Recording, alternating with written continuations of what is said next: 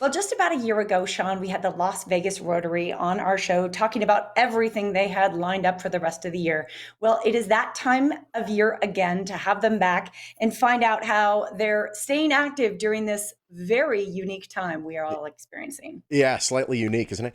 Here with us, Jacqueline Thornhill. She is the president of the Las Vegas Rotary Club. Jacqueline, it's great having you. Welcome in. Well, thank you. Appreciate having me again. Well, it's great to have you. Hi.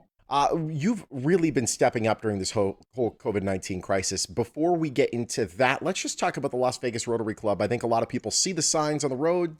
Some people don't know what it is you do. So tell us about Rotary. Well, we are a worldwide service organization, and we are the oldest and largest in the Las Vegas area. We were chartered in 1923. Wow. And I just looked up some history, and it's amazing the amount of people, the families that were involved in the beginning of Rotary in our little city back in 1923. And ever since then, we have worked hard to be in the community and to do whatever worldwide projects that we can do involved with the international arm of Rotary. It's so awesome. I mean, your organization has really grown right along with this, what was a little town, which now is quite a large, thriving town. So I understand your board of directors has come together and you already have a plan. You have four great ideas of how Rotary can be out in the community, assisting people during this time of COVID. Tell us what you have lined up. Well, the first thing we did was a project we named after what's been going around called Flatten the Curve.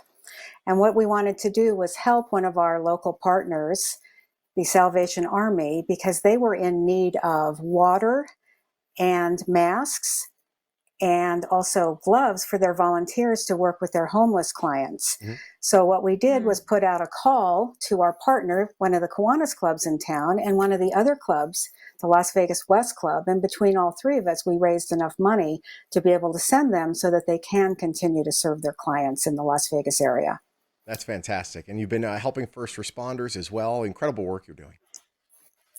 Yeah, what I did was the district decided they wanted to do a first responder project. And I decided that maybe I would find out what was going on here locally because they wanted me and my club to be the point. So I contacted Sheriff Joseph Lombardo and I asked him, what is it that Metro needs? And he came back with a nice little laundry list. They need N95 masks, they need gloves, and they need hand sanitizer. Well, one of my members, past president Karen Wisenhunt, she was able to source some N95 masks for us. So I immediately put in an order. And through the generous contribution of one of our members, we were able to purchase 200 of those masks and deliver it to them at the Salvation Army campus a year ago. And we had a black and white there, and we had some members of the administrative arm of Metro, and we were able to do a nice little presentation. And I was very glad to be able to help our first line first responders. Well, good for you. It is just amazing how resourceful you are. And I always note when I talk to you at Rotary how connected you are with so many other organizations, how much you partnership here in the Valley. It just really strengthens your impact. You also have reached out to our military. Well, we have always been supportive of our active duty service members as well as our veterans. And the director for the local USO is a member of our club. And so I approached her with a project that I had some grant money. I wanted to develop a project with her. So they came up with this thing called Nature is Neat.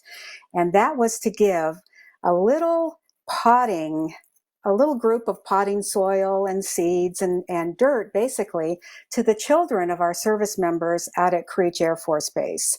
And last Friday, we had a long line of military families show up and pick up their little bags for the kids. And we also gave them free pizza, and we gave them some monster drinks. And it was just really nice in conjunction with the USO to give to our service members' children during this time. You know what the kids like. Monster drinks and pizza. Oh, yeah. That'll work. Yeah. Mm-hmm. Yeah. No question about it. If we want to learn more about Rotary, maybe want to join, how do we do so? Well, you can contact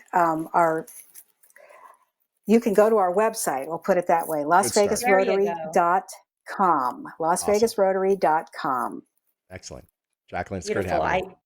Yeah, thank you so much, Jacqueline. Great to refresh and hear that you guys, you haven't skipped a beat. You are out there and helping people. Thank you.